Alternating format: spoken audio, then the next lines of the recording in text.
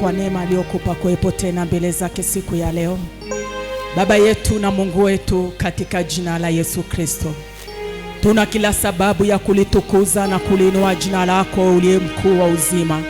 Tunakushukuru kwa neema yako, tunakushukuru kwa fadhili zako, tunakushukuru kwa uaminifu wako mliye hai mtakatifu, katika jina la Yesu Kristo wa Nazareti aliye hai. Asante kwa sababu ya neema yako tena, asante kwa sababu ya fadhili zako, asante kwa sababu ya ukuu wako, asante kwa sababu ya uweza wako. Tuna kila sababu ya kusema asante tena siku ya leo. Tuna kila sababu ya kulitukuza jina lako tena siku ya leo. Tarehe 1 mwezi wa 5, Bwana, umetupa neema ya kuwepo tena kwa ajili ya jina lako. Umetupa neema ya kuingia Mungu mwezi wa 5 kwa ajili ya jina lako na kwa utukufu wako. Umetupa neema na familia zetu, umetupa neema na uzao wetu, umetupa neema Mungu ya kuwepo tena tukiwa na nguvu, tena tukiwa na akili timamu. Heshima na utukufu ni za kwako. Asante kwa sababu ya neema yako tena leo Bwana juu ya madhabahu ya Adonai. Asante kwa sababu ya neema yako tena Bwana juu ya mbeba maono Kristo Yesu. Asante kwa sababu ya neema yako tena Kristo, katika jina la Yesu Kristo, juu ya watoto wako ambao Bwana tumekuja madhabahuni pako kukuabudu wewe, kukutukuza wewe, kukutazama wewe, kukutazamia Mungu wa uzima Kristo kwenye maisha yetu, katika jina la Yesu Kristo wa Nazareti. Pokea heshima Bwana, pokea utukufu, pokea na adhama, pokea heshima katika damu ya Yesu Kristo. Weka mikono yako kwenye moyo wako kwa unyenyekevu mbele za Bwana. Fata maombi haya nyuma yangu. Sema, Bwana Yesu, Bwana Yesu, ninakushukuru kwa neema yako na fadhili zako. Ninakushukuru kwa uaminifu wako kwenye maisha yangu. Ninakushukuru kwa upendo wako kwenye maisha yangu. Ninakushukuru kwa kuikumbuka kazi ya msalaba na damu yako ya agano ikasimama kwenye maisha yangu na familia yangu. Umenitetea mwaka huu wa 2026. Ilipoitwa mwezi wa kwanza ulitembea na mimi, mwezi wa pili ulitembea na mimi, mwezi wa 3 ulitembea na mimi, mwezi wa 4 niliomaliza jana umetembea na mimi na familia yangu. Bwana Yesu, leo mwezi wa 5 nimeingia, ni kwa neema, ni kwa neema, ni kwa neema. Nami nakushukuru kwa kuwa Bwana, si kwamba ni mwema mbele zako, si kwamba ni msafi sana mbele zako, si kwamba nimejilinda, lakini Yesu, ninakiri ya kwamba ni neema yako imenitetea, imenipigania. Leo Yesu, na unyenyekesha moyo wangu mbele zako. Ninaomba toba, ninaomba rehema kwa damu ya Yesu. Kama kuna dhambi ama uovu ama kosa ama hatia hata dosari, na mshitaki wangu akiwa amesimama na dhambi hizi mbele zako, nami nasimama mbele zako na mbele ya mshitaki wangu, ninaomba toba kwa damu ya Yesu. Ninaomba toba kwa damu ya Yesu. Unitakase roho yangu mwili wangu, nafsi yangu, akili zangu, fahamu zangu, Yesu nisafishe kwa ajili ya jina lako, kwa jina la Yesu na kwa damu ya Yesu. Ninajidhabihu madhabahuni pako. Roho Mtakatifu, chukua nafasi ndani yangu kwa jina la Yesu na kwa damu ya Yesu. Shangilie Bwana Yesu. Bwana Yesu apewe sifa. Bwana Yesu apewe sifa. Waliopiganiwa na Bwana Yesu apewe sifa. Bwana apewe sifa. Bwana Yesu apewe sifa. Leo ni tarehe 1 mwezi wa 5. Ni kwa neema. Mwambie mwenzako ni kwa neema. Mwambie ni kwa neema. Mungu ametutetea. Kristo Yesu asifiwe. Tunamshukuru Mungu kwa ajili ya siku ya leo na tunalitukuza jina lake kwa neema yake juu yetu, na kwa wingi wa huruma ametupa kuwepo tena kwa ajili ya kumwabudu na kumtukuza yeye na kusema naye kusema na sisi. Bwana Yesu asifiwe. Leo ni tarehe 1 mwezi wa 5. Tumepata neema ya kuwa na maombi ya familia. Bwana Yesu asifiwe. Bwana Yesu apewe sifa. Utauandaa moyo wako, tutatoa sadaka hapo mbele kidogo. Lakini nikupe tangazo hili kwamba tunakutana mahali hapa kila siku ya Jumatatu, Jumatano, Ijumaa kama leo na Jumamosi. Tunakutana mahali hapa kumwabudu Mungu wetu. Lakini pia mafundisho yetu yanapatikana kwenye Radio Sunrise saa 3 usiku siku ya Jumapili. Lakini pia kwenye YouTube kwa anwani ya Adonai Foundation utapata pia mafundisho ya mahali hapa yatakuvusha. Bwana Yesu apewe sifa. Bwana asifiwe. Leo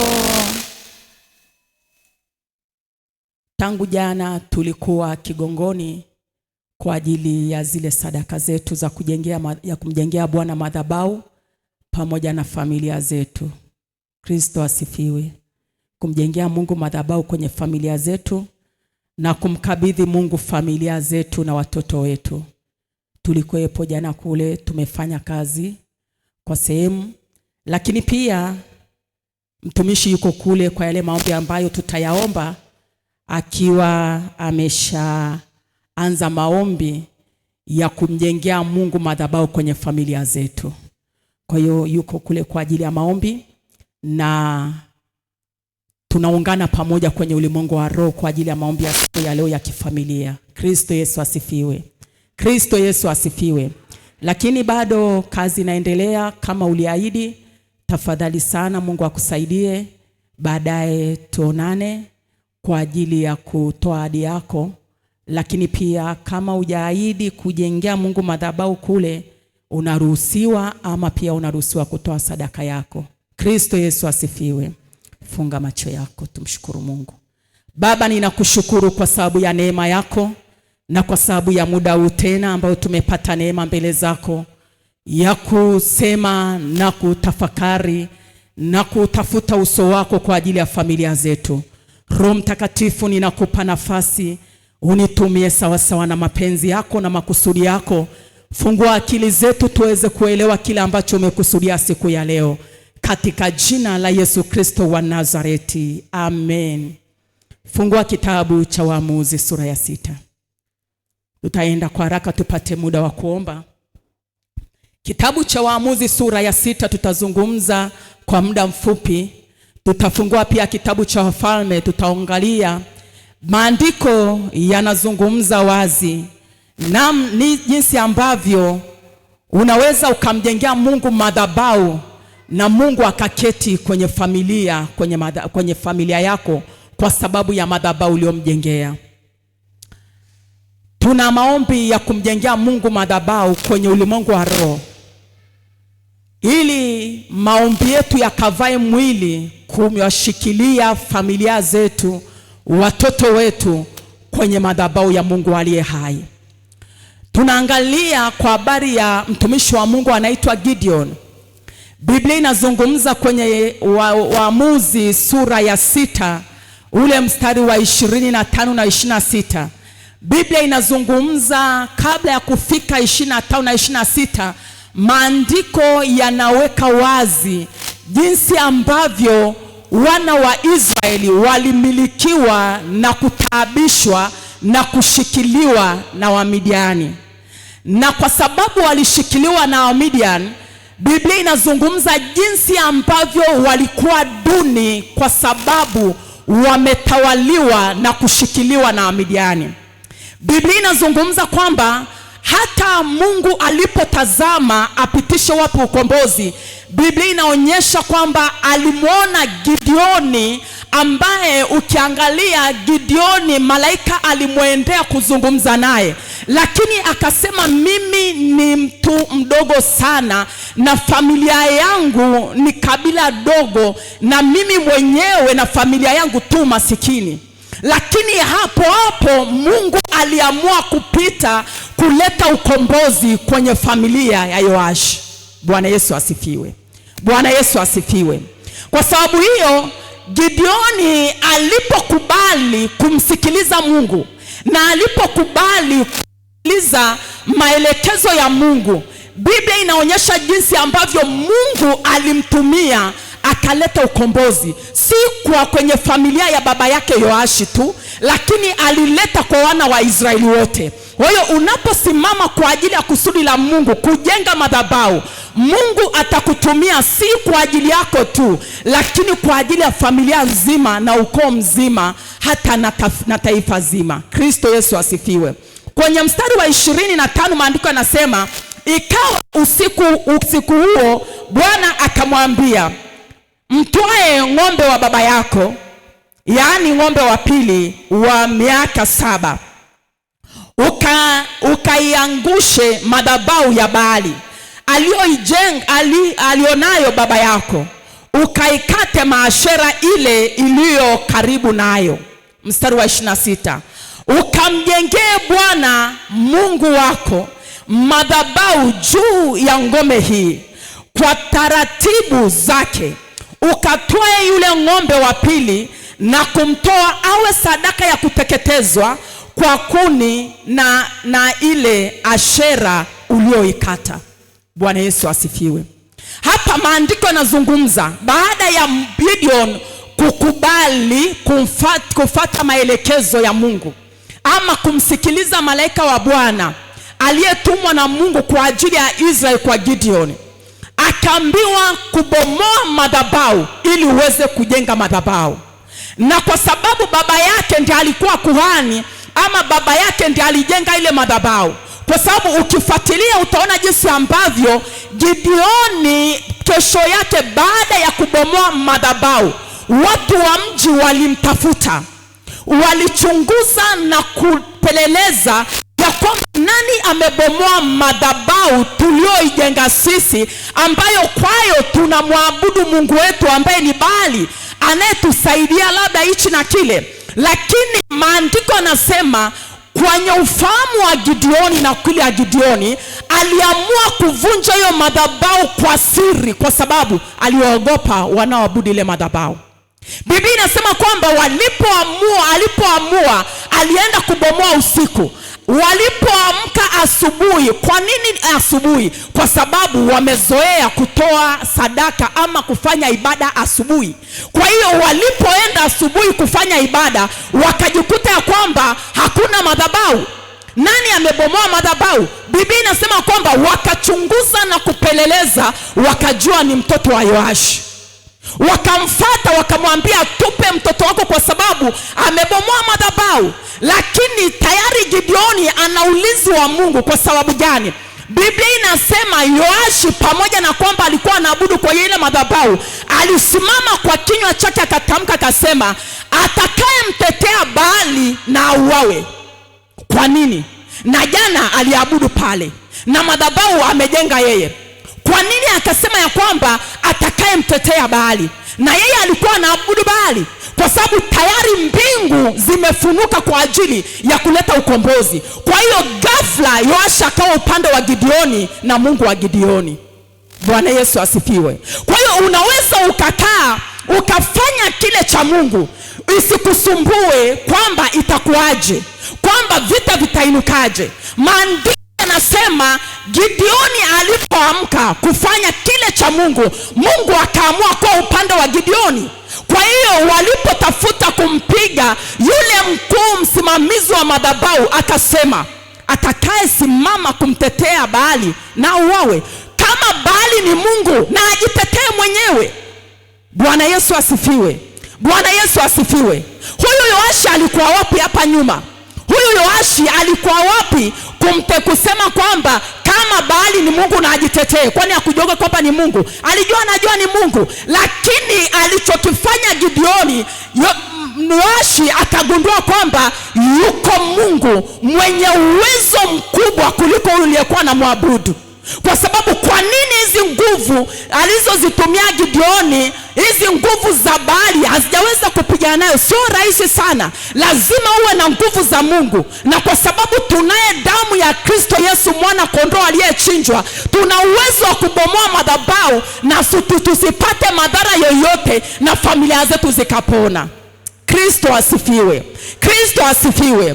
Kristo asifiwe. Akatumia sadaka ile ile ya Mungu ambayo angetoa baba yake, alikuwa akatoa asubuhi, yeye akatumia kuvunja madhabahu. Baba yake alikuwa akatoa kati akiabudu, yeye akatumia kujenga madhabahu. Kwa hiyo haijatosha amebomoa madhabahu, alibomoa madhabahu akajenga madhabahu ya Mungu aliye hai. Amejenga wapi? Amejenga kwenye himaya ya baba yake, amejenga kwenye familia ya kwake, amejenga kwenye mji wa Israeli, amejenga kwa wana wa Israeli. Alipojenga ile madhabahu, Biblia inazungumza, ukiendelea kusoma, Mungu akahusika juu ya Gideoni na akamtumia Gideoni kuleta ukombozi. Ndio maana pale alipokuwa akiendelea na safari kwenda kupigana wa Midiani, Biblia inasema ya kwamba usiende na watu hawa walio wengi, wasije wakafikiri wamepata ukombozi kwa nguvu zao. Akampa mtihani wa kuendelea, wa kwenda kwenye mto ili kuwachuja watu kutoka maelfu wakafika watu 300. Kwa nini aliwataka 300? Kwa sababu alikuwa anataka Utatu Mtakatifu upate kutukuzwa kwenye familia ya Yoashi, wala si watu wa Israeli. Bwana Yesu asifiwe.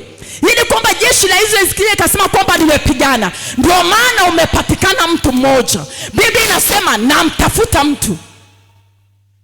Kama Mungu anamtafuta mtu, kwenye familia atafuti watu, kwenye familia atafuti watu, anamtafuta mtu. Kwenye ukoo atafuti watu, anamtafuta mtu. Kama wewe peke yako umepatikana kwenye familia, umepatikana kwenye ukoo, umepatikana kwenye mji, Mungu anakutumia wewe kuvunja madhabahu za miungu na kusimamisha madhabahu ya Mungu aliye hai, itakayosimama kutetea familia, kutetea ukoo, kutetea mji wa kwako. Kwa nini? Kwa sababu ndicho hicho Mungu alichofanya kupitia kujengewa madhabahu, akashuka kuwatetea Israeli. Kristo asifiwe. Kristo asifiwe. Kwa nini hajawapigania wana wa Israeli kabla ya kujenga madhabahu?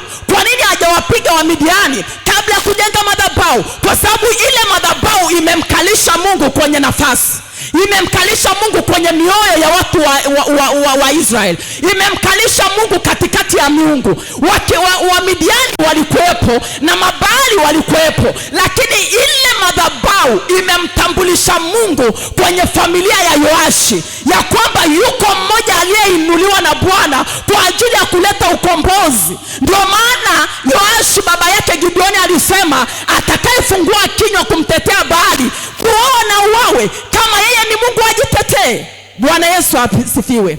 Bwana Yesu asifiwe. Bwana Yesu asifiwe. Bwana Yesu asifiwe. Bwana Yesu asifiwe. Bwana Yesu asifiwe. Kwa sababu aliye upande wetu ni mkuu kuliko miungu waliotuzunguka, ni mkuu kuliko madhabahu ambao tumewekwa bila kujua, ni mkuu kuliko miungu iliyotushikilia kwa kupewa ruksa ama sadaka ya kutushikilia. Labda yamkini umepelekwa ukiwa tumboni, yamkini umepelekwa baada ya kuzaliwa, yamkini umepelekwa baada ya utu uzima, yamkini umejipeleka mwenyewe kwenye hiyo madhabahu.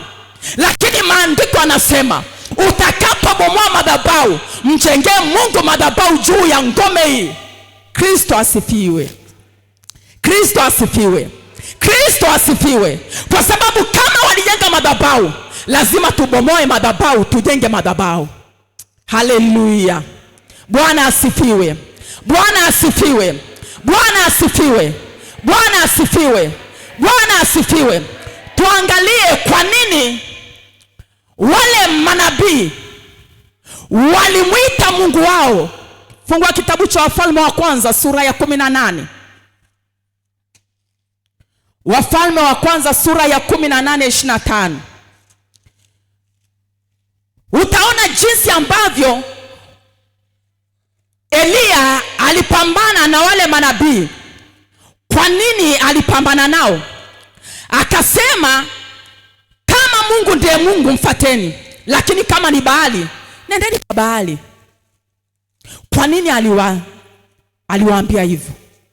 Maana alizungumza akasema, mtasitasita mpaka lini? Mnasitasita kwa ajili ya nini na mnasitasita mpaka lini?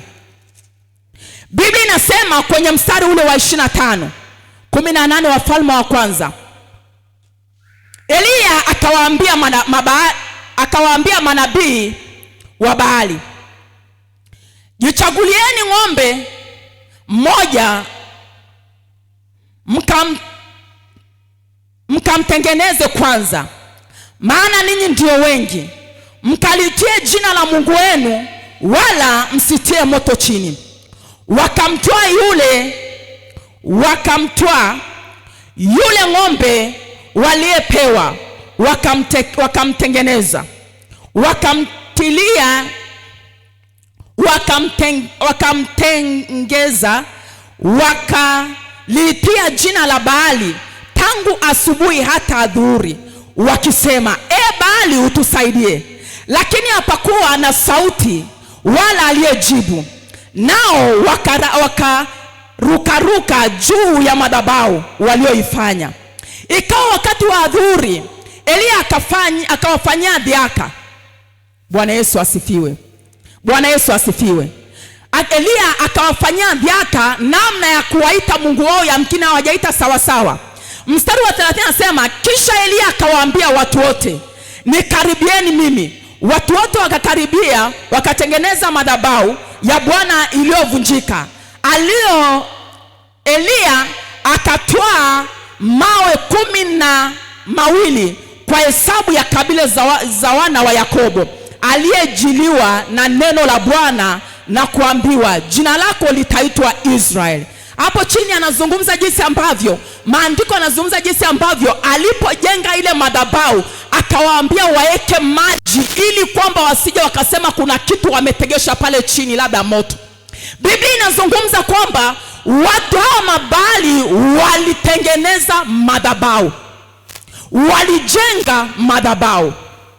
Eliya na yeye akajenga madhabahu.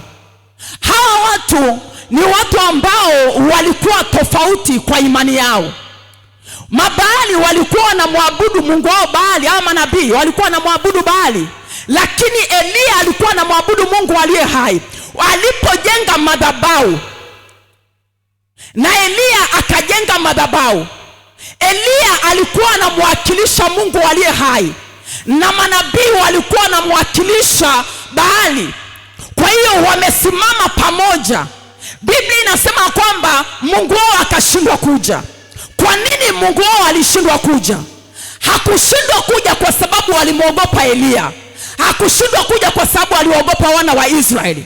Hakushindwa kuja ama kuwasikia kwa sababu ya kingine chochote. Siku zote anawasikiliza, siku zote anawajibu. Ndio maana walikuwa na imani na wakasema, atakaye jibu kwa moto ndiye Mungu, na wakasema naam, na iwe hivyo. Kwa nini walisema? Walikuwa na uhakika na Mungu wao Baali. Lakini Eliya na yeye alikuwa na uhakika na Mungu wake aliye hai katika Kristo Yesu. Biblia inasema kwamba aliogopa kushuka, hakuweza kuja. Alifanywa dhihaka zote namna ya kumshusha. Kwa nini hajatokea Mungu wao? Ni kwa sababu kulikuwepo na madhabahu ya Mungu aliye hai, aliyewakilishwa na mtu anaitwa Eliya. Bwana asifiwe. Bwana asifiwe. Hii madhabahu yuko Mungu ambaye ni moto ulao, na hii hapa yuko ambaye anaitwa ili kwamba atengeneze moto. Kwa hiyo walipotazama hawakuwa wanaona madhabahu na Elia, walikuwa wanamuona Mungu ambaye ni moto ulao peke yake bila moto. Bwana Yesu asifiwe. Bwana Yesu asifiwe. Kwa hiyo hakuna namna wangeshuka. Angekuwepo Elia bila madhabahu, yamkini bali angeshuka, lakini madhabahu ya Mungu aliye hai ilimwakilisha Mungu aliye hai kwenye ile eneo. Bali akasema haiwezekani. Haiwezekani nitokee hapa. Haiwezekani nikafanya uharibifu hapa. Haiwezekani niendelee kumiliki. Lazima nikae mbali kuachilia ili Mungu aliye hai ajulikane. Ndivyo ilivyo. Utakapomjengea Mungu madhabahu kwenye familia yako, wacha nikwambie, mapepo na majini yaliyokuwa yanasumbua familia, yaliyokuwa yameshikilia uzao, yaliyokuwa yameshikilia uchumi, watakapoiona madhabahu ya Mungu aliye hai kwenye familia yako, hata wakitoa sadaka, wakitazama, watamuona Kristo Yesu moto ulao kwenye familia yako. Bwana asifiwe. Lazima wamuone Mungu aliye hai moto ulao. Kwa nini? Umemjengea madhabahu katika Kristo Yesu. Umemjengea madhabahu katika mwana kondoo aliyechinjwa. Umemjengea madhabahu kwake yeye ambaye ni Mungu peke yake. Kristo Yesu asifiwe. Kristo Yesu asifiwe. Kristo Yesu asifiwe. Kristo Yesu asifiwe. Kristo Yesu asifiwe. Kristo Yesu asifiwe. Kama kuna madhabahu kuna miungu, kama kuna madhabahu kuna makuhani, kama kuna madhabahu kuna mizimu kama ni ya mizimu. Lazima leo waachie familia zetu, alafu Mungu amiliki familia zetu. Lazima leo waachilie uchumi wetu, alafu Mungu asimame aliye hai kwenye uchumi wetu katika damu ya mwana kondoo. Lazima leo aachilie uzao, alafu madhabahu ya Mungu aliye hai imiliki uzao wetu hata kama wako nyumbani.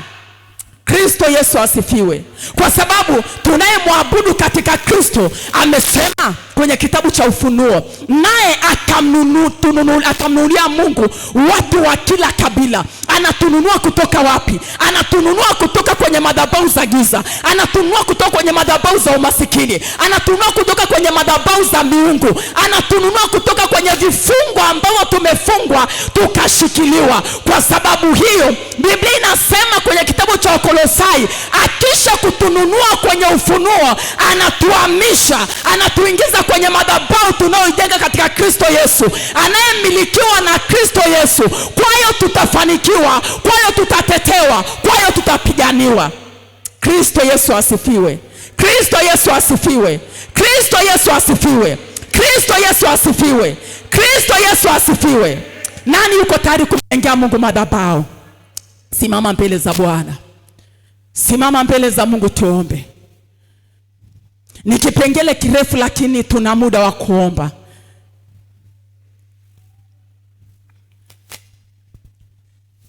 Wakati unaomba,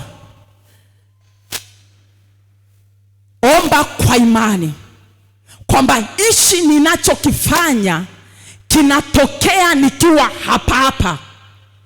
Ukiondoka hapa, sio unaondoka kwenda kuangalia sio kama imekuwa. Matendo makuu ya Mungu yatafanyika kwenye familia yako kabla wewe hujafika. Kwa sababu imani haiwezi kuzuiliwa na kitu chochote. Imani haizuiliwi hata na mlima. Imani haizuiliwi na chochote. Kwa nini? Aliye upande wetu ni mkuu kuliko aliye upande wanaotushikilia. Kristo asifiwe. Kristo asifiwe. Kristo asifiwe. Kristo asifiwe. Kwa sababu kadiri unavyoomba na kadiri unavyojitoa kwenye madhabahu, huwezi jua kama hiyo madhabahu uliowekwa imewekwa tu kwenye familia, au umetekwa mahali ukapelekwa, ama umejengewa madhabahu kwenye vyoo umekaaga tu kule, ama umejengewa madhabahu. Mungu anatutoa jioni ya leo kwa damu yake mwenyewe. Yesu anatutoa mwenyewe kwa damu yake mwenyewe. Yesu anatuhamisha mwenyewe kwa damu yake mwenyewe. Yesu anatutetea mwenyewe kwa damu yake mwenyewe. Gideoni, Yoshua alisema atakayemtetea Baali na afe. Kama yuko ambaye anatung'ang'ania na afe jioni ya leo, ili Bwana apate kuonekana kwenye maisha yetu, ili Mungu apate kutukuzwa kwenye maisha yetu, lazima aanguke Baali kwenye maisha yetu. Lazima mizimu ianguke kwenye maisha yetu. Lazima mapepo yaachie njia zetu. Lazima majini yafyete mkia kwenye maisha yetu. Lazima kuzimu wataharuki, waseme hii familia kuna mtu ameibuka anaitwa Gideoni. Kuna mtu ameinuka kwenye hii familia. Kuna mtu amenyanyuka kwenye hii familia. Kuna mtu ameinuliwa na Bwana kwenye hii familia. Lazima kuzimu leo wajue ya kwamba yuko Kristo tunayemwamini katika yeye mwenyewe, ya kwamba hatuna mwingine zaidi ya yule aliyeshinda kifo na mauti. Kristo asifiwe. Kristo asifiwe. Ni imani yako inampeleka Mungu kwenye maisha yako. Ni imani yako inaenda kubomoa madhabahu jioni ya leo, sio imani ya mwingine. Ni imani yako inakutoa. Biblia inasema kwamba Yesu alipokuwa kaburini, walimlinda na kumwekea mawe na kumwekea ulinzi, na wanajeshi wakatengenezwa wale walionyota ili wamlinde. Biblia inasema kwamba kuzimu hawajaweza kumzuia, wala mawe hayajaweza kumzuia, wala kaburi halijaweza kumshikilia, wala ardhi haijaweza kumshikilia. Ni mwanaume mmoja chini ya jua na juu ya jua amewahi kuachiliwa na ardhi, ambaye ni Kristo Yesu, ambaye kwake tunashinda na zaidi ya kushinda, kwake tunavuka na zaidi ya kuvuka, kwake tunapata ushindi jioni ya leo. Sema Bwana Yesu, Bwana Yesu, nimekuja kwako kwa jina la Yesu, kwa jina la Yesu. Ninajua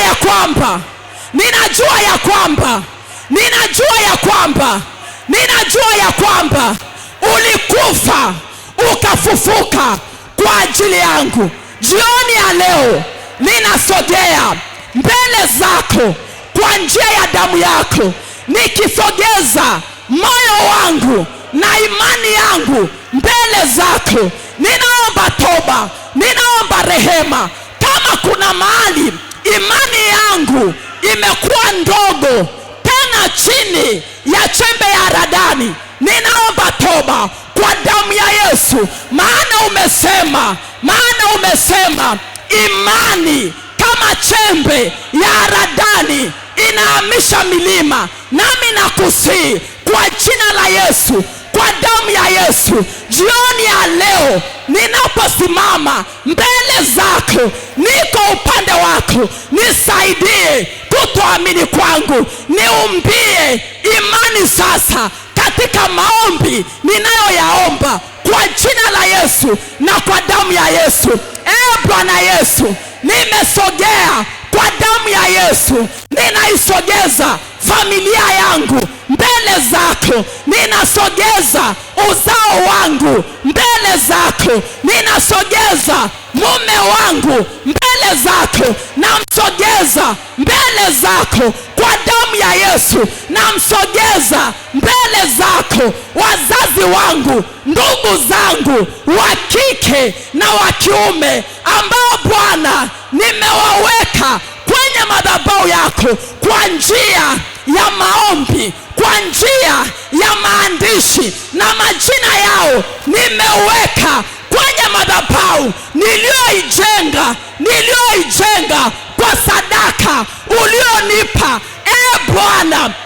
Bwana, ninawasogeza mbele zako kwa damu ya Yesu, kwa damu ya Yesu. Ninakiri ya kwamba kabla ya leo kuna madhabahu imeshikilia familia yangu, kuna madhabahu imeshikilia uzao wangu, kuna madhabahu imeshikilia watoto wangu, kuna madhabahu imeshikilia watu wangu. Jioni ya leo ninasimama na sadaka ya damu ya Yesu, na sadaka ya damu ya Yesu, kwa sababu Gideoni alisimama akabomoa madhabahu ya Baali kwa sadaka. Nami nasimama mbele zako kwa jina la Yesu na sadaka ya damu ya Yesu, kwa jina la Yesu ninaiendea kila madhabahu iliyoshikilia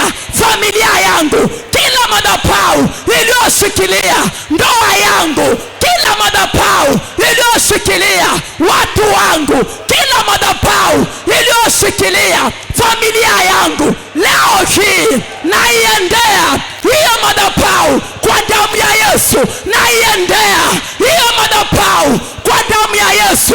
Madhabahu iliyojengwa na baba yangu, madhabahu iliyojengwa na wazazi wangu, madhabahu iliyojengwa na wazee, madhabahu iliyojengwa na mababu, madhabahu iliyojengwa na mabibi, madhabahu iliyojengwa na mashangazi, madhabahu iliyojengwa na wajomba, madhabahu iliyojengwa na waganga, madhabahu iliyojengwa na wachawi, madhabahu iliyojengwa na washirikina, madhabahu iliyojengwa na waovu, madhabahu iliyojengwa na wenye hila, madhabahu iliyojengwa na wachawi, madhabahu iliyojengwa na aliye hai na aliyekufa kwenye maisha yangu, wakajenga madhabahu ya mauti, wakajenga madhabahu ya magonjwa, wakajenga madhabahu ya umasikini, wakajenga madhabahu ya aibu, wakajenga madhabahu ya hasara, wakajenga madhabahu ya uovu, wakajenga madhabahu ya ufukara. Leo hii kwa damu ya Yesu ninaiendea hiyo madhabahu mahali popote iliposhikilia familia yangu, iliposhikilia uzao wangu, iliposhikilia uzao wangu, iliposhikilia watu wangu, kwa jina la Yesu naiendea hiyo madhabahu na hiyo ngome, na hiyo ngome kwa damu ya Yesu, kwa damu ya Yesu, kwa damu ya Yesu. Enyi makuhani wa hiyo madhabahu ya uharibifu, enyi makuhani wa hiyo madhabahu ya uovu, enyi madhabahu, enyi makuhani wa hiyo madhabahu, ninawajia kwa damu ya Yesu, ninawajia kwa damu ya Yesu, ninabomoa madhabahu zenu kwa damu ya Yesu, ninavunja hiyo madhabahu kwa sadaka ya damu ya Yesu, kwa sadaka ya damu ya Yesu. Pita kwa damu ya msalaba, fanya maombi kwa imani, fanya maombi ya vita. Tuna dakika chache, fanya maombi ya kubomoa madhabahu, maombi ya kubomoa madhabahu. Bomoa madhabahu, mtoe mtoto wako, bomoa madhabahu, mtoe ramasataka. Kuna madhabahu tumejengewa ya kiroho kwenye ulimwengu wa roho, ni madhabahu inaopareti roho ya ulevi kwenye familia, roho ya usinzi kwenye familia, roho ya uasherati kwenye familia, roho ya umasikini kwenye familia. Si kwamba watu hawafanyi kazi, lakini wanafanya inapotea, wanafanya hawaoni matokeo. Rapakorimanda rabosaya, piga madhabahu, bomoa madhabahu, bomoa madhabahu, bomoa madhabahu ya baba yako, bomoa madhabahu ya mama yako. Piga madhabahu iliyoshikilia maisha yako, iliyoshikilia uchumi wako, iliyoshikilia heshima yako. Piga madhabahu, piga madhabahu, bomoa madhabahu, batilisha madhabahu, pomosha madhabahu, angusha madhabahu ya Yoashi ambaye ni baba yako, angusha madhabahu, angusha madhabahu ya baba yako, angusha madhabahu ya miungu, angusha madhabahu uliojengewa na maadui, ukijua ni marafiki kumbe ni maadui, wameshika maisha yako. Piga madhabahu waliokujengea, bomoa madhabahu, rapasaka, raposaka, vunja madhabahu, vunja madhabahu, vunja madhabahu, vunja madhabahu, rapasaka. Nimekusomea kwa ufupi. Gideon alivunja madhabahu, Bwana akawa upande wake. Gideon alipovunja madhabahu, Bwana akawa upande wake. Bwana yuko upande wako, ili ijulikane kwenye familia yuko mtu mmoja ameinuliwa na Bwana.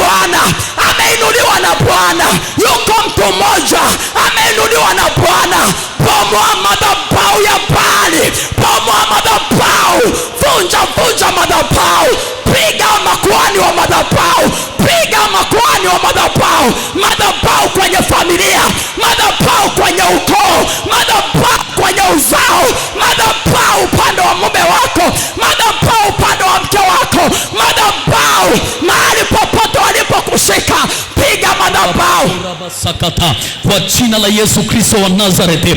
Piga kila madhabahu iliyojengwa, piga kila madhabahu iliyosimamishwa na ufalme wa giza kwenye maisha yako, na ufalme wa giza kwenye hatua zako. Maana iko madhabahu iliyojengwa, na ndio inayoratibu kwa habari ya maisha yetu, na ndio inayoratibu kwa habari ya ndoa, na ndio inayoratibu kwa habari ya leo yetu, na ndio inayoratibu kwa habari ya kesho yetu. Hizo madhabahu zifitimishe kwa damu ya msalaba. Hizo madhabahu zifitimishe, hizo madhabahu zifitimishe. Yeyote yule aliyesimama, aliyesimamishwa, aliyejenga, aliyekuwa kuhani wa hiyo madhabahu, aliyekuwa muasisi wa hiyo madhabahu kwa upande wa giza, leo pita na damu ya Kristo. Una uhalali wa kwenda kwenye hiyo madhabahu, kwa sababu mkononi mwako ipo sadaka ya damu ya Kristo, ipo sadaka ya damu ya Kristo. Na yeyote yule aliyesimama, aliyesimamishwa, aliyewekwa kwenye hiyo madhabahu hana uhalali. Kwa nini? Kwa sababu kwenye mikono yako, kwa sababu mikono yako Bwana ameifundisha vita, na damu ya msalaba wa Kristo iko kukutetea, iko kukupigania. Wanenda tu kwenye ulimwengu wa roho, pita kwenye ulimwengu wa roho, maana anasema ya kwamba vita vyetu si juu ya damu na nyama, bali ni juu ya falme, bali ni juu ya hiyo madhabahu, bali ni juu ya hao makuhani wa madhabahu, bali ni juu ya hao wakuu wa anga wanaotawala juu ya madhabahu. Kwa jina la Yesu Kristo wa Nazareti, piga hiyo madhabahu, piga hiyo madhabahu, piga hiyo madhabahu, piga hiyo madhabahu, piga hiyo madhabahu. Usiwe na kimya, usiwe katika hali ya kuchoka, usiwe katika hali ya kuchoka, maana madhabahu hizo zimetushikilia kwa muda, zimetushikilia kwa muda, zimeshikilia maisha yetu. Kwa jina la Yesu Kristo wa Nazareti, zimeshikilia kesho yetu. Nenda tu kwenye ulimwengu wa roho, kwa jina la Yesu, piga hizo madhabahu, piga hizo madhabahu, piga hizo madhabahu. Yateketeze kwa moto, yateketeze kwa sadaka, yateketeze, teketeze hizo madhabahu, hizo madhabahu, hizo madhabahu, hizo madhabahu. Ziende hizo madhabahu, maana Bwana amekuchagua. Wewe ndiye Gideoni wa sasa, wewe ndiye Gideoni wa sasa, wa kuharibu madhabahu ya baba yako, wa kuharibu madhabahu ya mama yako, wa kuharibu madhabahu ya boma la kwako, ya mahali unapoishi, ya mahali ulipojenga.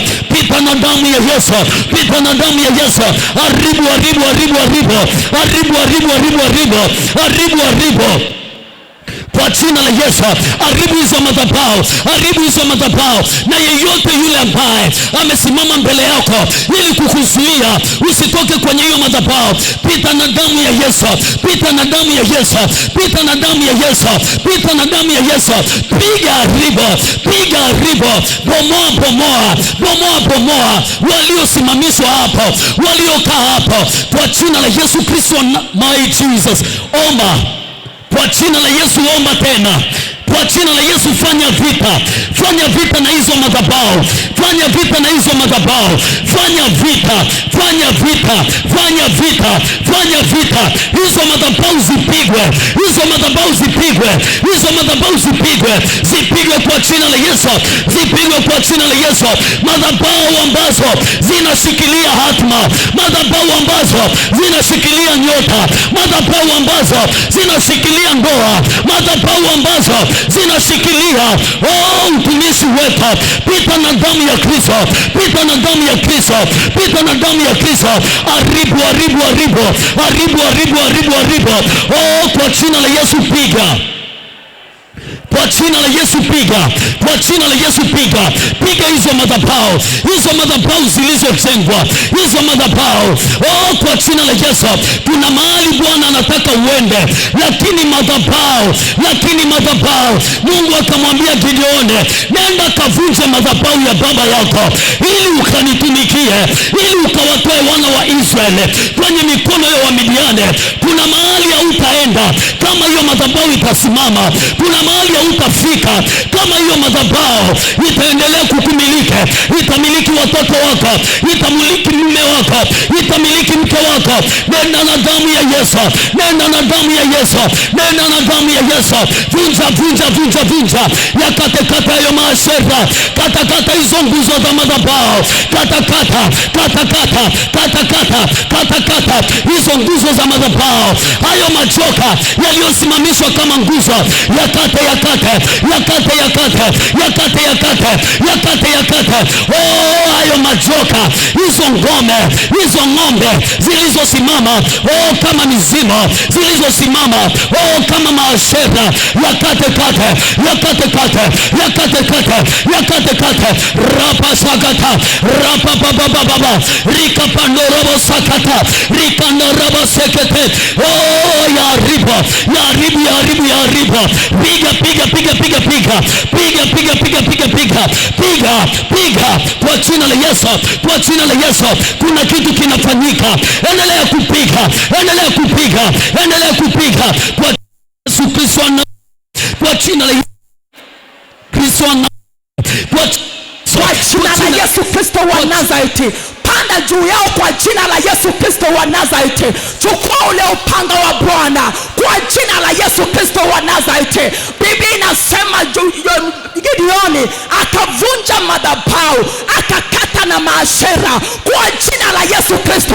Chukua upanga wa Bwana kwa jina la Yesu Kristo wa Nazareti. Wafuatilie majoka yaliyosimama kama maashera.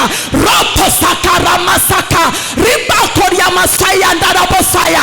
Hayo majoka yanaolinda hiyo madhabahu, hayo majoka yanaosimamia hizo sadaka kwa jina la Yesu Kristo. Na panda juu ya majoka, na panda juu ya majoka waliojengewa madhabahu kwenye familia, na panda juu ya majoka wanaoratibu roho ya ulevi kwenye familia. Na piga kwa damu ya Yesu, na lepoa madhabahu inaoratibu washerati, inaoratibu usinzi, inaoratibu kufeli, inaoratibu ujinga kwa watoto shuleni kwa jina la Yesu Kristo, kwa jina la Yesu.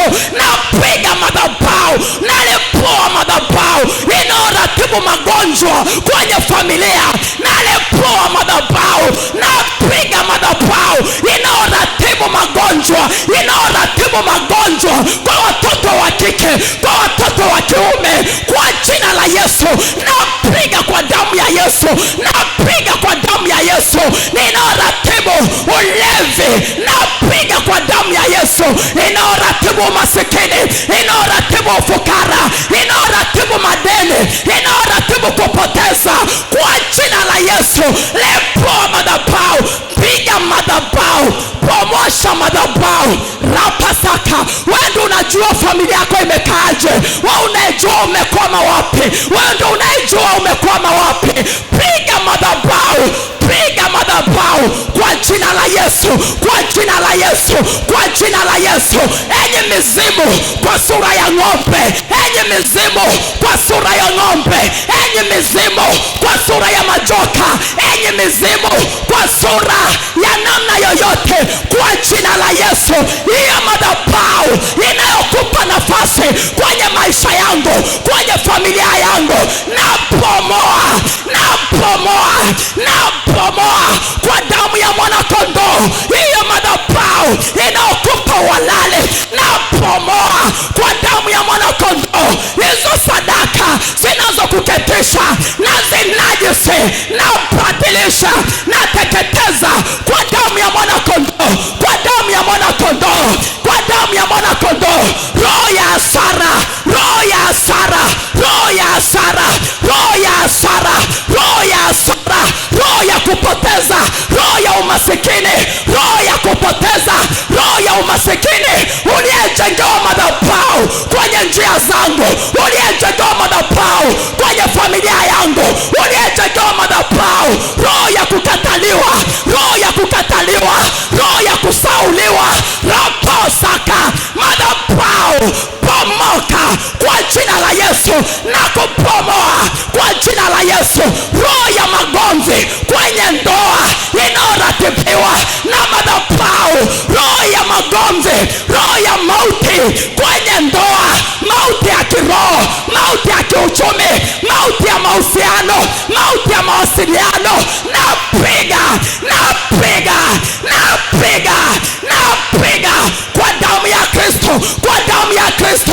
Bomoa madhabahu kwenye ndoa, bomoa madhabahu uliojengewa kwa habari ya mahusiano iliyosimama mbele yako kama ukuta.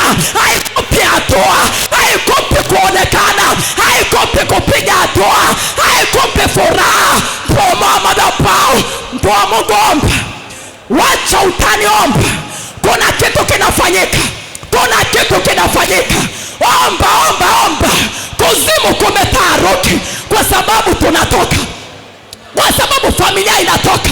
Hautoki peke yako, familia inatoka, uzao unatoka, mume anatoka, mke anatoka, watoto wanatoka, afya zao zinaachiliwa, elimu inaachiliwa, utumishi unaachiliwa, kibali kinaachiliwa, heshima inaachiliwa kwa jina la Yesu.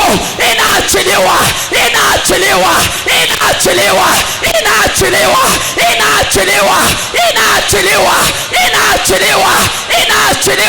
Kwa damu ya mwanakondoo, kwa damu ya mwanakondoo, kwa damu ya mwanakondoo. Rapasa kamando, rapapapa. Peleka damu kwenye madhabahu, peleka damu ya mwanakondoo, peleka damu ya mwanakondoo. Nasikia uhalali wa kushika walichokishika. Nasikia sauti, tuna uhalali. Wanasema tuna uhalali. Iko damu ya mwanakondoo ya kufuta uhalali. Iko damu ya mwanakondoo ya kubatilisha uhalali. Iko damu ya mwanakondoo ya kubatilisha uhalali. Wanasema tuna uhalali juu ya uchumi wao, tuna uhalali juu ya afya. Raposaka pakorimanda, raposaka ripapako. Ukisikia kelele hivyo, kumetaharuki. Vita imekuwa vikali. Raposaka. Peleka damu ya Kristo. Enyi mizimu mnaozungumza kuwa mna uhalali, mapepo, majini, raposaka, waganga na washirikina mnaozungumza juu ya uhalali wa mwana Adonai, juu ya uhalali, juu ya watu hawa, kwa jina la Yesu Kristo, kwa damu ya mwanakondoo, ninasimama upande wa Mungu aliye hai. Katika damu ya Kristo ninafuta uhalali kwa damu ya Kristo, kwa mamlaka nilionayo. Nafuta uhalali na kufutia uhalali kwa jina la Yesu. Hizo gharama ulizo nazo tunawalipa damu ya Kristo. Enyi majoka, pokea damu. Iwe fidia ya gharama, iwe fidia ya uhalali, iwe fidia ya unachoshikilia. Peleka damu Yesu, peleka damu. Wape majoka damu ya Yesu, wape damu ya msalaba, wape damu ya mwanakondoo. Wanyweshe damu mpaka wapoteza uhalali,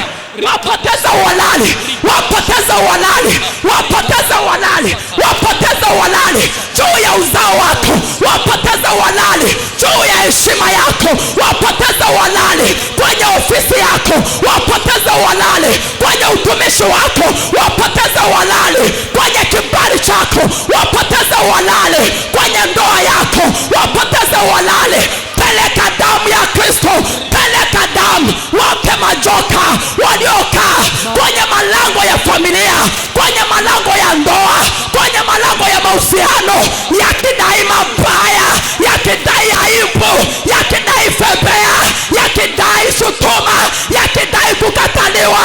Peleka damu, wanyweshe damu.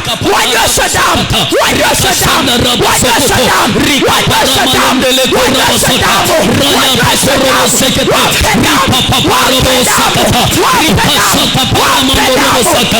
Walipe damu ya Yesu, lipa damu, lipa damu, lipa damu, lipa damu, lipa damu, lipa damu. Hayo machoka yapokee damu, yapokee damu, yapokee damu, yapokee, yapokee, yapokee, yapokee. Na yalipa, na yalipa, na yalipa, na yalipa damu ya Yesu, na yalipa damu ya Yesu, na yalipa damu ya Yesu, na yalipa damu ya Yesu, na yalipa damu ya Yesu. Hapo walipolishika, waliposhika ndoa, waliposhika elimu, waliposhika watoto, nalipa damu, nalipa damu, nalipa damu, na walipa, na walipa, na walipa, na yalipa hayo majoka, na yalipa hayo majoka, na yalipa hayo majoka, hayo majoka, majoka, majoka, majoka yenye vichwa 7, yenye uhalali wa kukamata ndoa, wa kukamata uchumi wangu, wa kukamata huduma yangu. Leo nawalipa, leo nawalipa, leo nawalipa, leo nawalipa, leo nawalipa, leo nawalipa, leo nawalipa. Fanya kitendo cha imani, lipa damu ya Yesu, maana neno la Bwana linasema yeye anaifundisha mikono yako vita. Rabo sakata ripa parabo saka yepekele bahanda rabako rika rabahandele kozapa. Kwa damu ya Yesu walipe, walipe, walipe hayo machoka, yapoteze walale jioni ya leo, yapoteze, yapoteze, yapoteze, yapoteze, yapoteze, yapoteze. Walipe damu, walipe damu. Ni maombi ya vita. Kwa jina la Yesu, kwa jina la Yesu. Tembea, tembea, lipa damu ya Yesu. Hatua moja, hatua moja. Roho popo saka. Mungu aitie nguvu miguu yako, aitie nguvu mikono yako. Yeye aifundishaye mikono yako kupigana vita, hakufundishe vita. Pigana vita, pigana vita, pigana vita. Hayo majoka yamekumilike, yamemilike watoto wetu, huduma zetu, karama zetu kwa muda mrefu. Leo wachia, leo wachia, na walipa damu ya Yesu. Achia, na walipa, na walipa, na walipa, na walipa, na walipa, na walipa, na walipa, na walipa, na walipa, na walipa, na walipa, na walipa. Hizo madhabahu, hayo majoka yaliyojengewa madhabahu kwenye Retete, kwenye Bokibe, kwa jina la Yesu, kwenye Masale, kwenye Mikuyu, leo naenda, leo naenda, leo naenda, na walipa damu, na walipa damu, na walipa damu. Nazifuatilia hizo madhabahu za siri, na yale majoka yaliyokaa kwa siri, yaliyokaa kwa siri, na yafuatilia kwa jina la Yesu, na yafuatilia, yafuatilie, yafuatilie kwenye ulimwengu wa roho, yafuatilie, yafuatilie, yafuatilie, yafuatilie, yafuatilie, yafuatilie hayo machoka, yafuatilie, yafuatilie, yafuatilie, yafuatilie kwa jina la Yesu, kwa jina la Yesu, kwa jina la Yesu, kwa jina la Yesu, kwa jina la Yesu, kwa jina la Yesu. Kwa jina la Yesu, kwa jina la Yesu. Wako ambao bado, wako ambao bado, wako ambao bado ibilisi anadai ya kwamba ana uhalali na hiyo madhabahu, ana uhalali wa kushikilia nyota, ana uhalali wa kushikilia elimu, ana uhalali wa kushikilia huduma. Lipa damu ya Yesu, lipa damu ya Kristo Yesu, lipa damu, lipa damu, lipa damu, lipa damu, lipa damu, lipa damu, lipa damu kwa jina la Yesu Kristo wa Nazareti, kwa jina la Yesu. Walipe hiyo damu, walipe hiyo damu, walipe hiyo damu, walipe hiyo damu.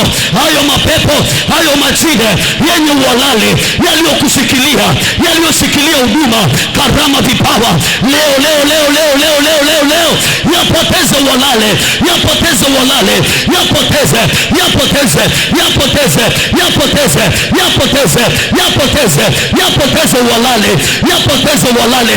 Hayo machoka yaliyosimama, yaliyosimamishwa, yaliyosimamishwa, yapoteze uhalali, yapoteze uhalali, yapoteze, yapoteze, yapoteze, yapoteze, yapoteze, yapoteze hayo machoka.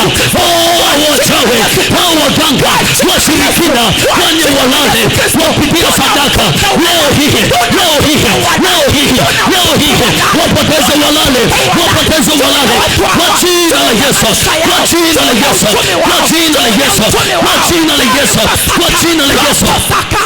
Kwa jina la Yesu. Simama kwa miguu yako. Simama kwa miguu yako. Simama kwa miguu yako. Tafuta jirani yako. Kamata mkono wake, omba.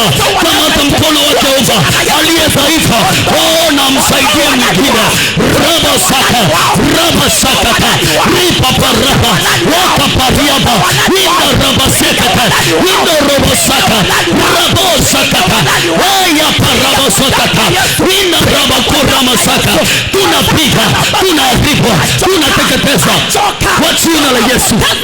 Kwa jina la Yesu. Kwa jina la Yesu. Sema kwa jina la Yesu. Kwa jina la Yesu. Kwa jina la Yesu. Kwa jina la Yesu. Huo uhalali ulio nao juu ya uzao wao, juu ya afya zao, juu ya elimu yao, leo hii ninafuta huo uhalali kwa damu ya Yesu.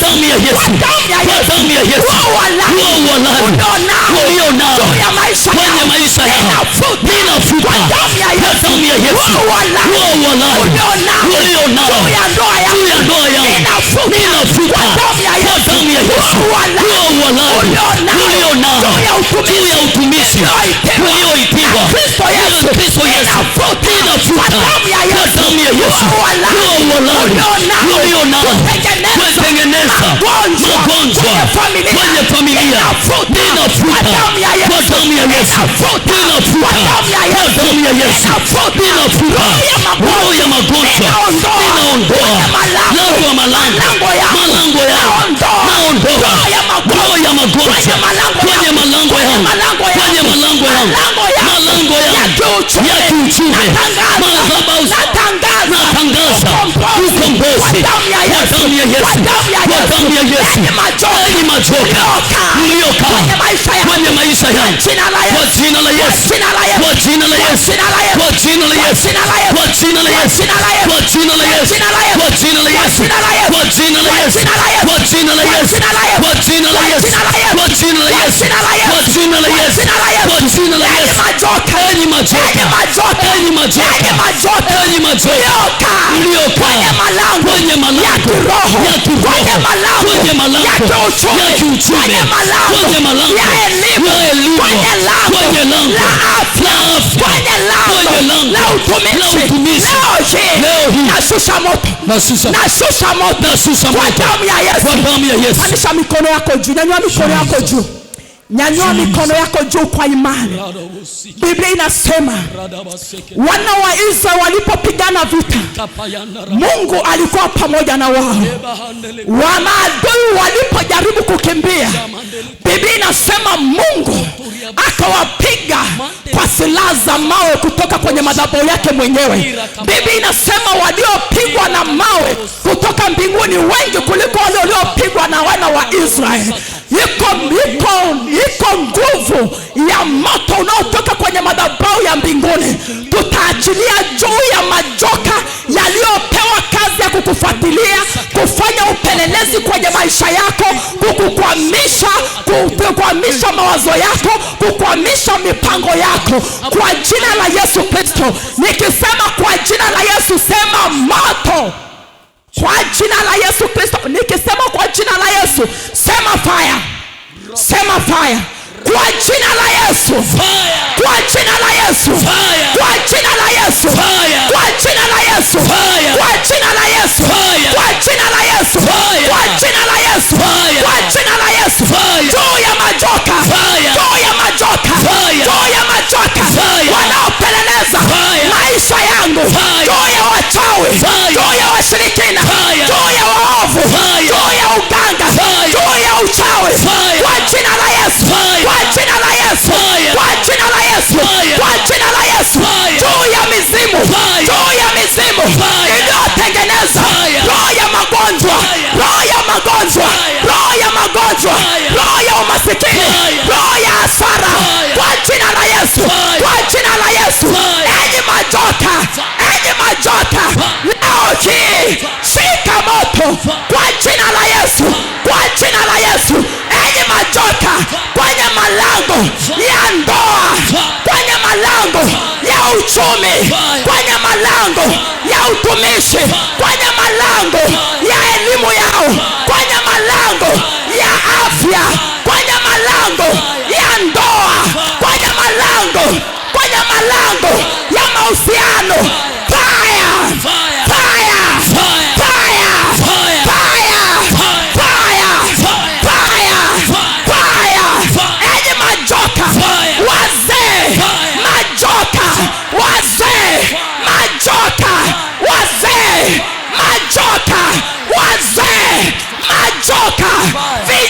vijana, majoka, vitoto, majoka mliopewa uhalali leo hii, leo hii,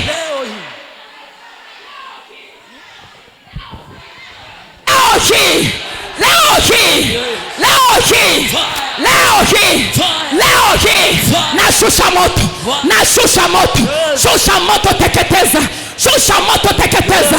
Fanya kitendo cha imani, shusha moto juu ya majoka, yale mazee yaliyokaa kwenye maisha yako, yale majoka yaliyokula uchumi wako, yale majoka yaliyoshika nyota yako, yale majoka yaliyomeza uchumi wako, yaliyomeza uzao wako. Shusha moto juu yao, shusha moto juu yao, shusha moto juu yao, shusha moto juu yao.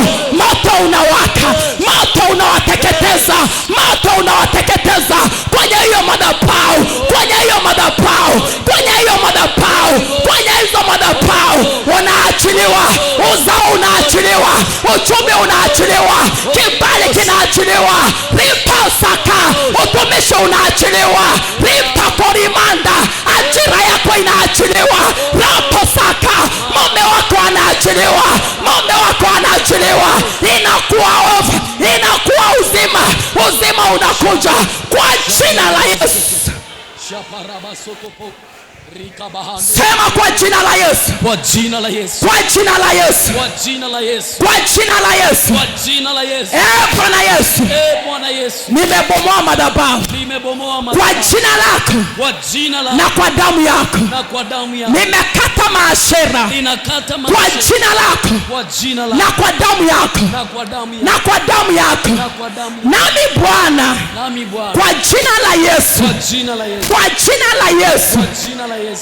Bwana, Bwana, jioni ya leo, jioni ya leo, jioni ya leo, jioni ya leo, ninajenga madhabahu, ninajenga madhabahu, ninajenga madhabahu ninajenga madhabahu kwa damu ya Kristo Yesu, damu ya Kristo kwa Yesu, sadaka kwa sadaka ya damu ya mwana kondoo. damu ya mwana, Ninajenga madhabahu ninajenga madhabahu tarehe moja ya leo, tarehe moja mwezi wa 5 mwezi wa 2026, ambayo Bwana umeniambia ya kwamba sawa sawa na kitabu cha Kutoka sura ya 14 mstari wa 14 ya kwamba Bwana utanipigania nami nitanyamaza kimya.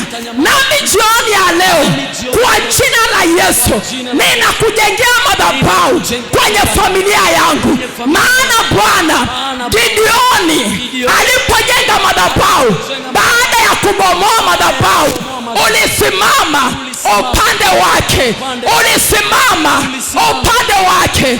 Hata Israeli wakajua ya kwamba Mungu umeshuka baada ya kujengwa madhabahu na mtu mmoja, na umesema Bwana namtafuta mtu mmoja.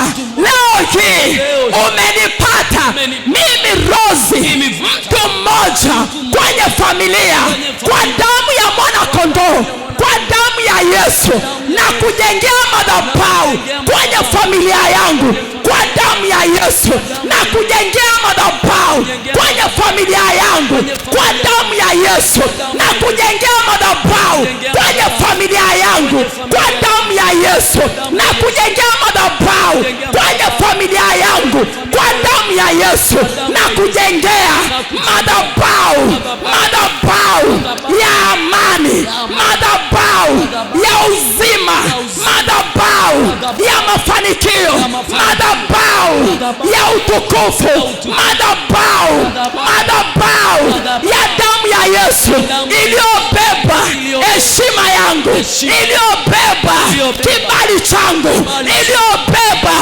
utukufu wangu, iliyobeba utajiri na heshima yangu, iliyobeba wingi wa siku, madhabahu ya damu ya Yesu, madhabahu ya damu ya Yesu iliyobeba utanashati wangu, iliyobeba furaha yangu, iliyobeba furaha ya familia yangu, iliyobeba amani ya familia yangu, iliyobeba utukufu wa familia yangu, iliyobeba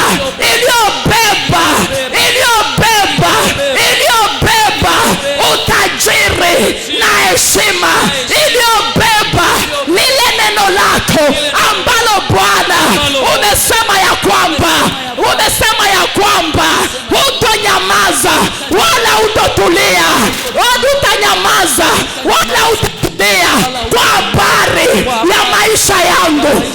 Bwana, leo hii na kujengea madhabahu kwa damu ya Yesu, na kujengea madhabahu kwenye ndoa yangu, na kujengea madhabahu kwenye elimu ya watoto, na kujengea madhabahu kwenye afya, na kujengea madhabahu ili kwamba utawale wewe maisha yangu, unipiganie wewe, unitetee wewe, unishike wewe, na ipate kujulikana ya kwamba wewe ni Mungu, kwa jina la Yesu na kwa damu ya Yesu, kwa jina la Yesu na kwa damu ya Yesu, kwa jina la Yesu na kwa damu ya Yesu, na kujengea madhabahu. Jengea Bwana madhabahu, Bwana madhabahu, fungua kinywa chako, jengea Bwana madhabahu, jengea Bwana madhabahu, achilia damu ya Yesu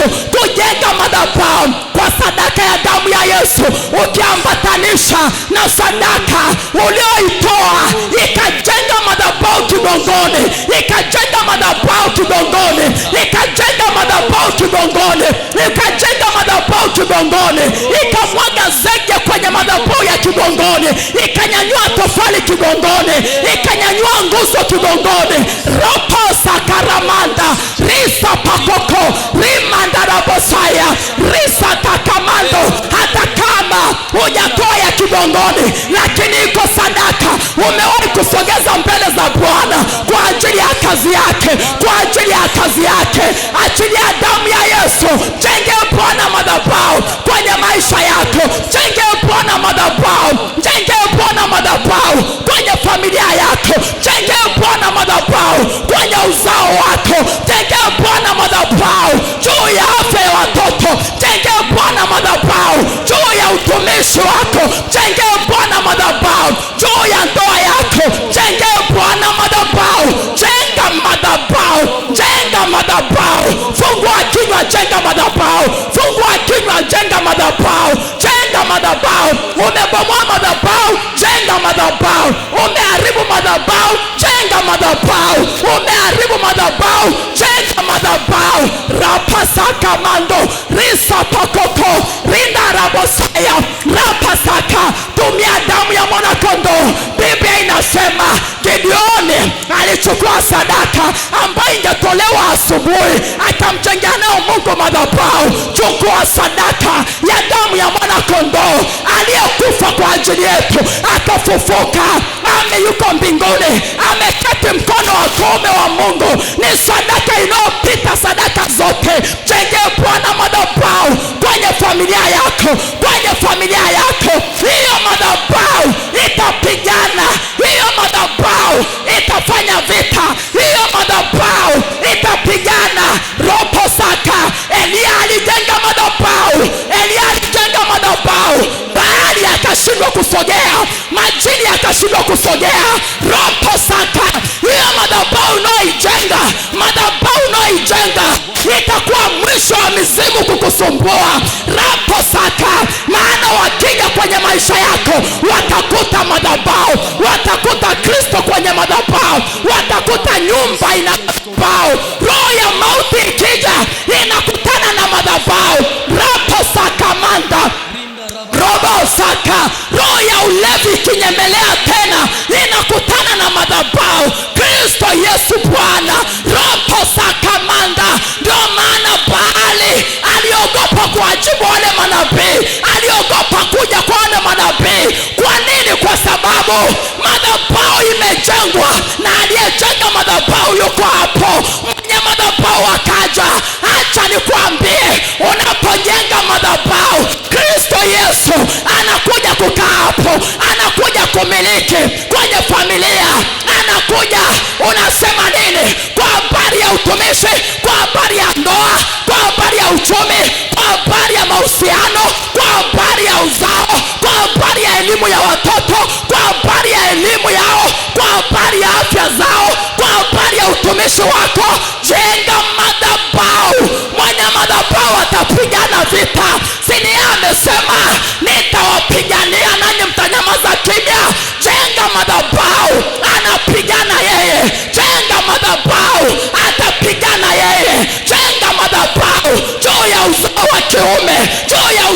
kike juu ya kila ambacho kimekuwa kizito kwenye maisha yako.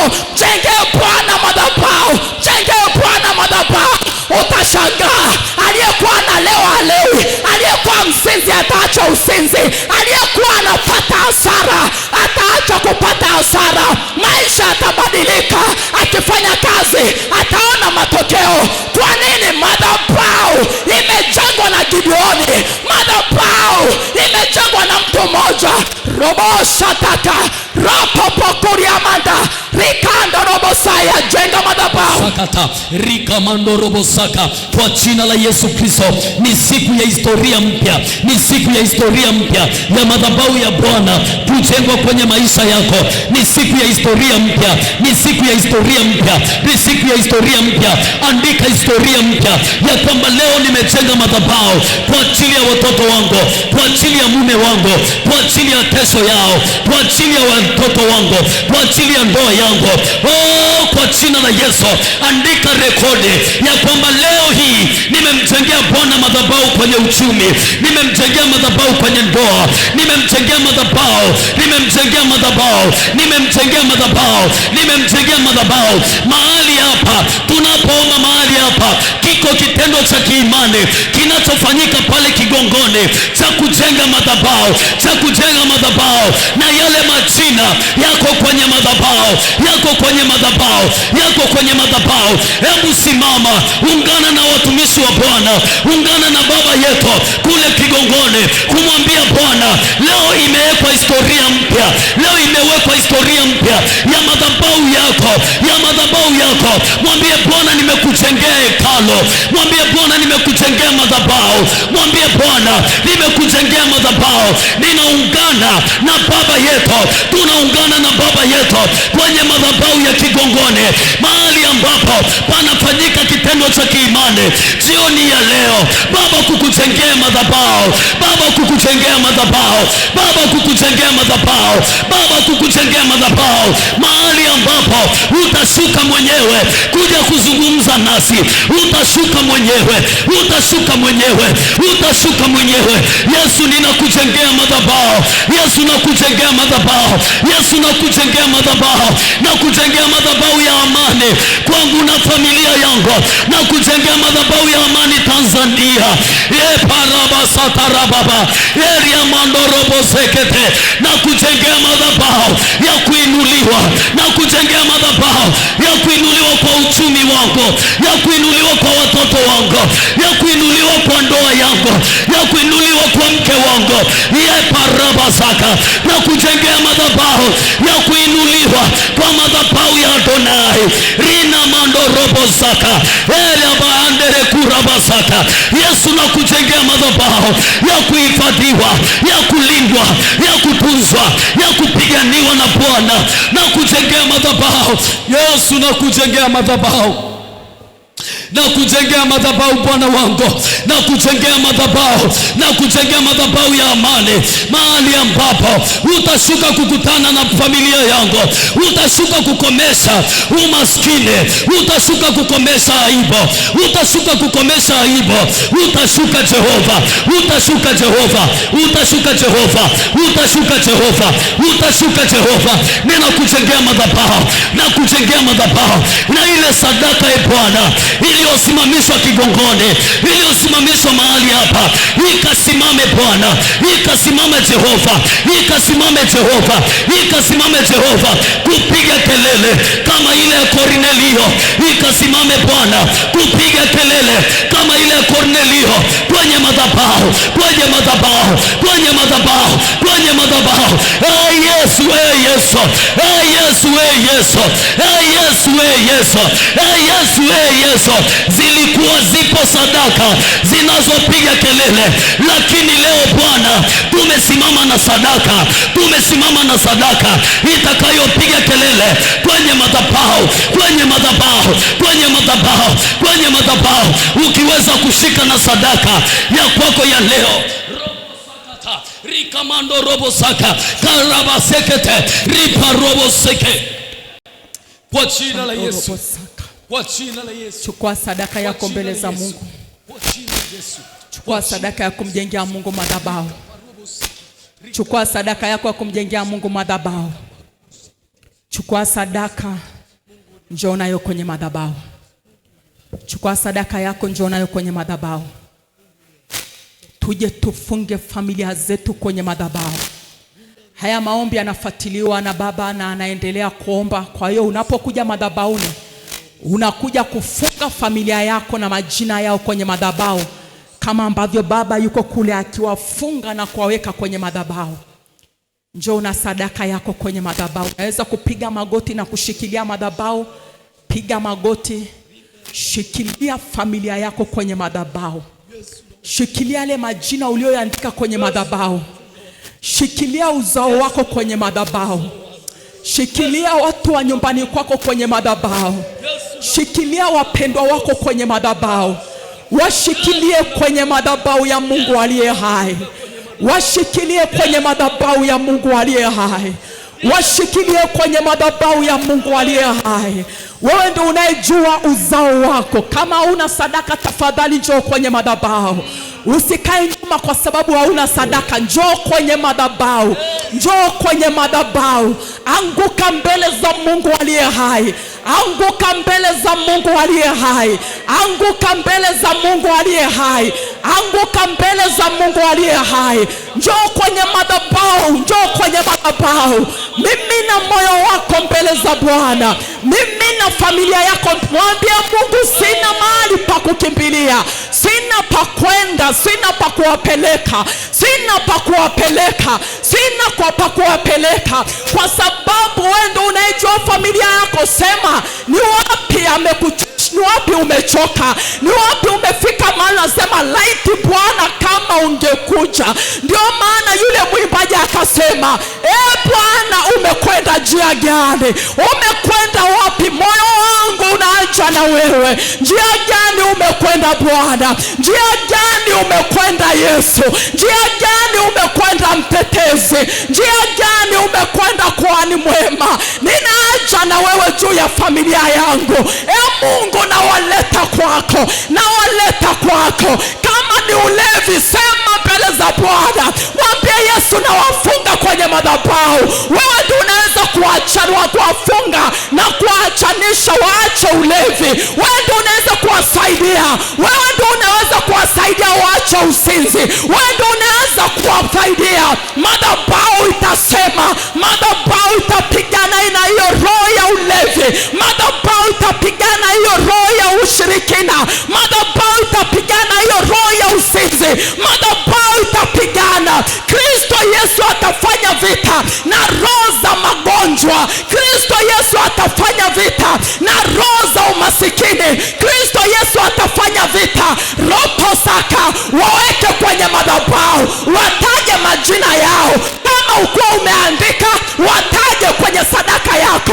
Wataje kwenye madhabahu ya Mungu aliye hai. Mwambie Yesu, yuko mtoto wangu fulani fulani. Yuko mume wangu. Yuko mama au baba. Yuko kaka au dada. Yuko hivi na vile. Wako hivi na vile. Ninakuhitaji Bwana. Ndoa yangu iko hivi. Naifunga kwenye madhabahu. Naifunga kwenye madhabahu. Elimu ya watoto wangu naifunga kwenye madhabahu. Mungu uliye hai. Mungu uliye hai. Nawafunga Bwana. Nawafunga kwenye madhabahu. Madhabahu ya kuhifadhiwa. Madhabahu ya kupiganiwa. Madhabahu ya kutetewa. Madhabahu ya damu ya mwana kondoo. Ya damu ya mwana kondoo. Ya damu ya mwana kondoo. Ya damu ya mwana kondoo. Kwa kuwa Bwana, sawa sawa na Wakolosai, tunawahamisha Yesu. Tunawahamisha. Tunawatoa huko walikofungwa. Tunawatoa huko. Tunawatoa kwenye ulevi. Tunawatoa kwenye usinzi. Tunawatoa kwenye magonjwa. Tunawatoa kwenye ushirikina. Tunawatoa kwenye hasara. Tunawatoa kwenye vifungo. Tunawatoa kwenye uvutaji bangi. Tunawatoa kwenye ulevi. Tunawatoa kwenye uvutaji sigara. Tunawatoa huko. Tunawatoa kwenye hasara. Tunawatoa kwenye kukataliwa. Tunawatoa kwenye kufeli shuleni. Tunawatoa. Tunawatoa. Tunawatoa kwa damu ya mwana kondoo. Tunatoa familia zetu kwenye madhabahu zilizowashikilia. Wameshikilia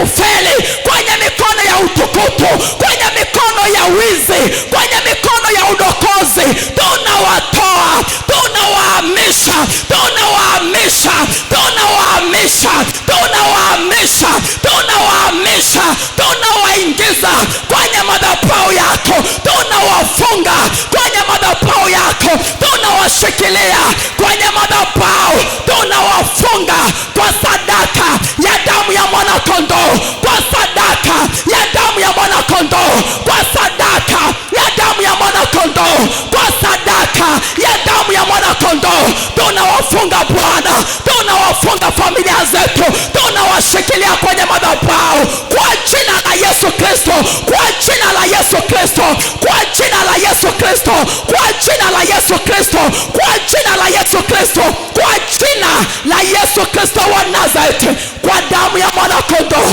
Baba, tunawaweka kwako, imekuwa katika jina la Yesu. Tunawashikilia kwako.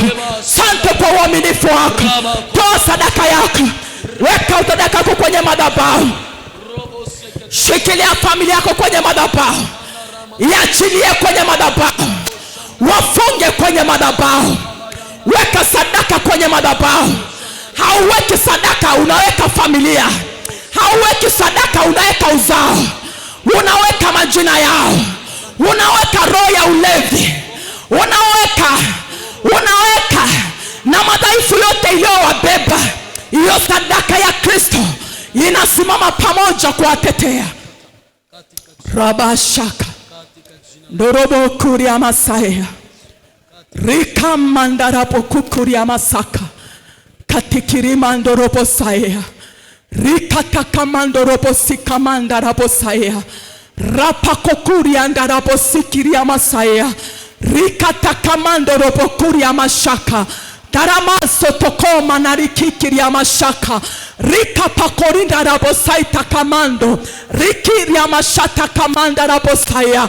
Katika jina la Yesu Kristo wa Nazareti, katika jina la Yesu Kristo, nyanyua mikono yako juu.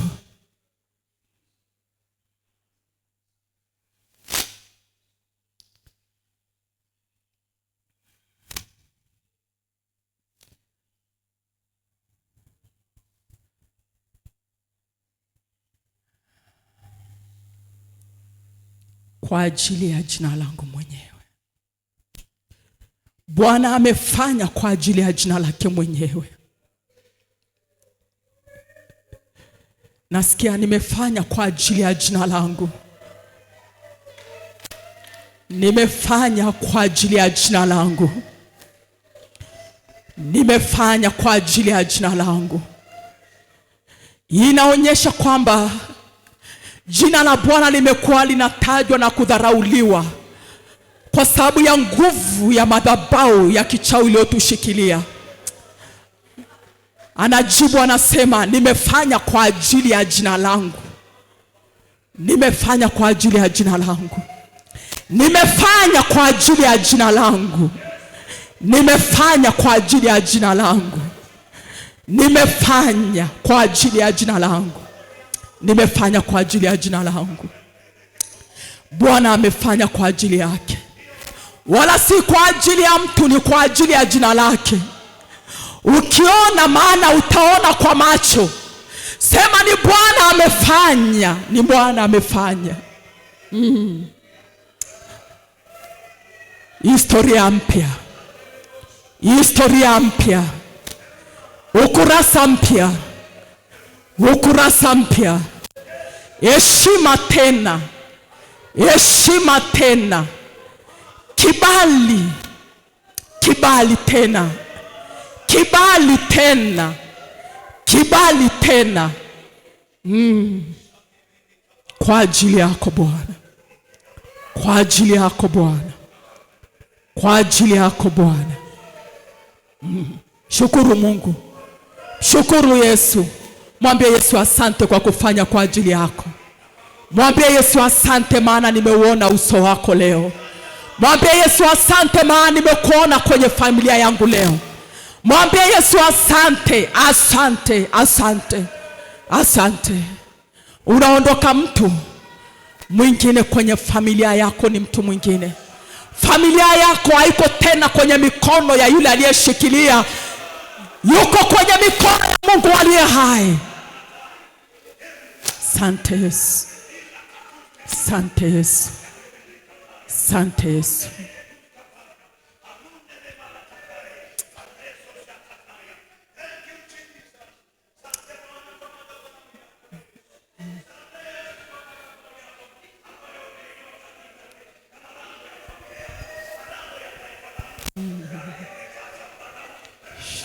Dorobosa Risha Dorobosa Katamandorobosi Kiriamando Kitikiri Mandorobosa, kwa ajili ya jina lako, kwa ajili ya jina lako, kwa ajili ya jina lako.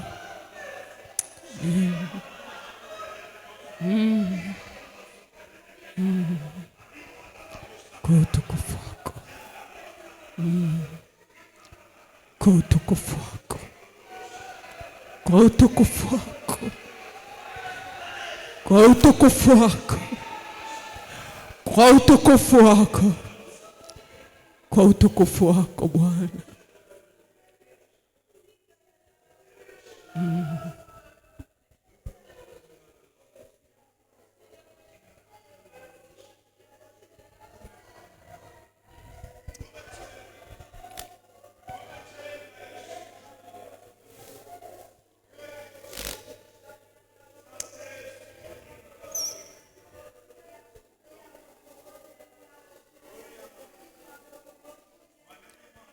Baba, mioyo yetu imejaa shukrani, mioyo yetu imejaa shukrani. Asante kwa kututendea, asante kwa kutugusa tena, asante kwa kubadilisha historia ya maisha yetu, asante kwa kuondoa aibu, asante kwa kutufunga na familia zetu kwenye madhabahu yako. Baba, pokea sifa. Baba, pokea heshima. Tunajikabidhi mikononi mwako tena jioni ya leo. Ninaomba ulinzi wako juu yetu. Ninaomba ulinzi wako juu ya watoto wako. Ninaomba damu yako iwatunze na kuwalinda. Kwa jina la Yesu Kristo wa Nazareti, ninakataa roho ya mashambulizi na malipizi kwa damu ya mwana kondoo. Agenda za giza, agenda za waovu, agenda za wachawi na waganga, kwa jina la Yesu Kristo, mizimu na mapepo na majini, kwa jina la Yesu Kristo wa Nazareti, kwa damu ya msalaba tumefuta uhalali wenu juu yao. Kwa jina la Yesu Kristo wa Nazareti, huna mamlaka juu yetu na familia zetu. Katika jina la Yesu Kristo wa Nazareti, ninajenga madhabahu ya kuhifadhiwa kwao, waingiapo na watokapo, wakalindwa na kuhifadhiwa kwa ajili ya jina lako. Asante kwa sababu ya sadaka tena tulionayo ya kukushukuru kwa ajili ya ujumbe uliotupa leo na maombi yetu. Baba yangu, asante kwa yule ambaye ana sadaka yake mkononi mwake.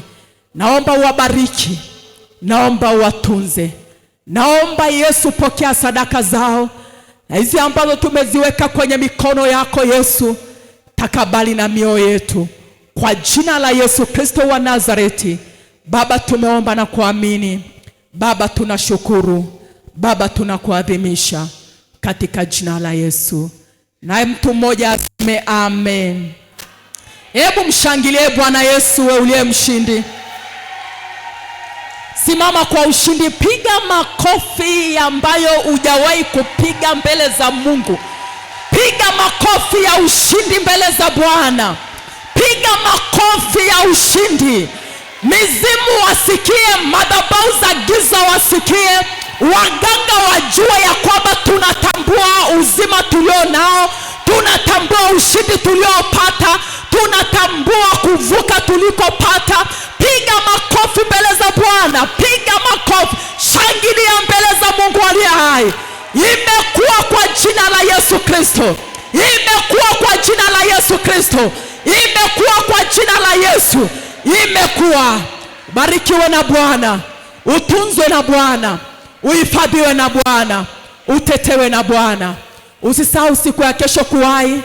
Ni siku ya maombi maalum sana juu ya kushughulikia aina ya maneno iliyotengeneza harufu kwenye maisha yako, na kitendo cha imani cha kubadilisha harufu mbaya uliopuliziwa na kupuliza harufu njema kutoka kwenye madhabahu ya Mungu aliye hai. Usisahau hayo maombi, jitahidi uokoe mapema sana. Mungu akubariki sana. Chukua sadaka yako, itoe sadaka yako, usiondoke na sadaka yako.